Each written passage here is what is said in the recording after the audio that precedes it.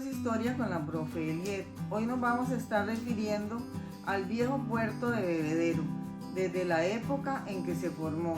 Esto para dar continuidad a este ciclo de historias relacionadas con los puertos que existieron en la arteria del río Tempisque y el Golfo de Nicoya, y que fueron realmente un indicador del progreso que llegó a obtener Guanacaste en aquella época. Estamos hablando del siglo XIX y parte del siglo XVIII. Ya a fines de la colonia ya existieron algunos pequeños puertos.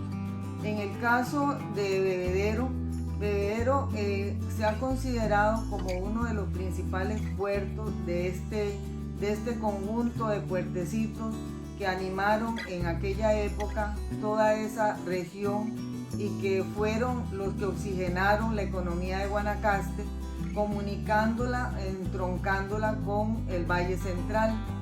Estas tierras, en lo que es conocido, en aquel tiempo se conocía como Las Cañas, eran los asientos de los indígenas corovicíes desde la época precolombina.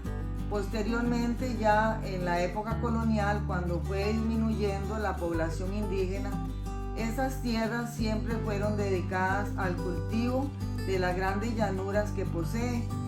Y en el caso de Bebedero, que está en la confluencia de los ríos Blanco y Tenorio, es una zona que fue otorgando mucho progreso a la zona de Cañas. Avangares estuvo ligada históricamente a esa que fue su primera madre patria, diríamos, porque Avangares perteneció muchos años a Cañas, hasta que fue declarada ya como cantón.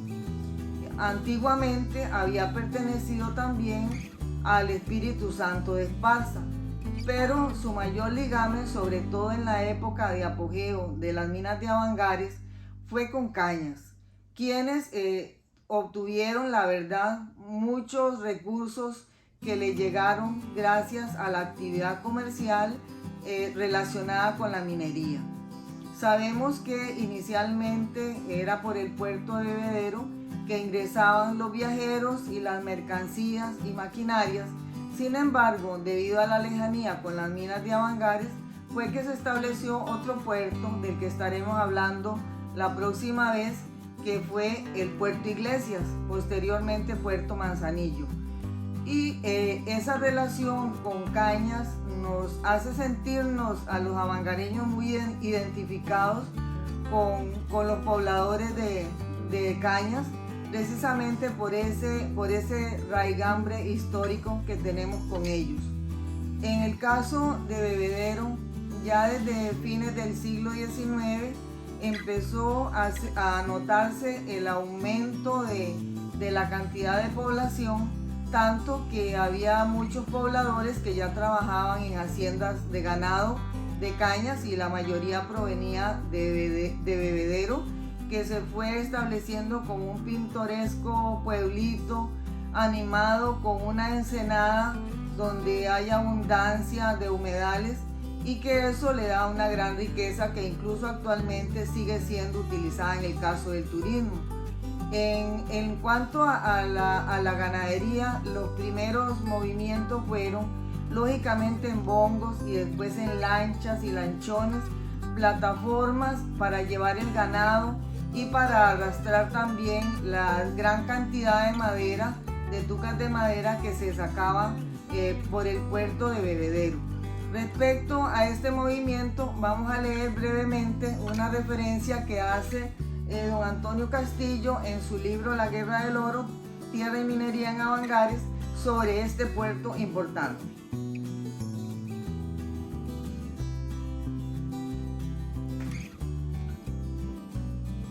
El tráfico de productos se hacía debido a la cantidad de fincas, especialmente Santa Rosa, en Tierras Morenas, el Mojica, el Higuerón, Pasondo, Lombardía y Mojica, que en lanchas en forma de corral que eran arrastradas en el río y del Golfo hasta Punta Arenas.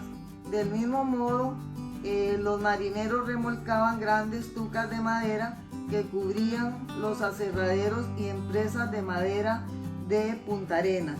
De igual manera, procedentes de Liberia llegaban trasladando ganado hasta encontrarse en el puerto de Bebedero, evadiendo el puerto de Ballena del que habíamos hablado la anterior vez por su lejanía en el caso de Nicoya.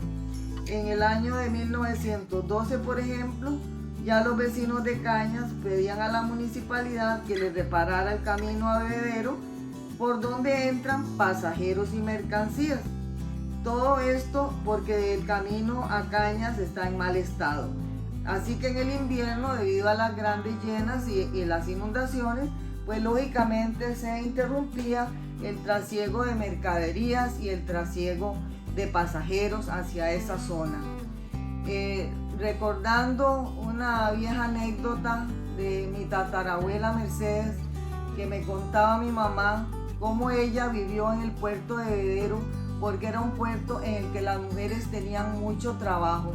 En aquel tiempo las mujeres generalmente se dedicaban a lavar ropa de todas las personas que vivían en un lugar, porque generalmente ellas iban a los ríos donde tenían bateas y piedras planas, ahí era donde lavaban la ropa. Una escena típica de la mayoría de pueblos en las que utilizaban el jaboncillo, producto de una fruta redondita, de una enredadera, que ellas obtenían para lavar la ropa y poner a blanquearla en los playones de los ríos, y de esa manera así ella se ganaba la vida. Sin embargo, por reveses del destino, su hija enfermó gravemente y tuvo que salir en lancha hacia Punta Arenas con ella y 3 hijas que tenía la hija, 3 nietas suyas, y se fueron a Punta Arenas. En Punta Arenas su hija murió porque lo que tenía era cáncer, y ella regresó en lancha por el mismo río Tempisque y por el mismo golfo de Nicoya, pero ya esta vez no regresó a Bebedero, sino que les cuento que regresó al puerto de Manzanillo, que era la puerta de entrada de las minas de Avangares, donde vino a arraigarse a la Junta para siempre.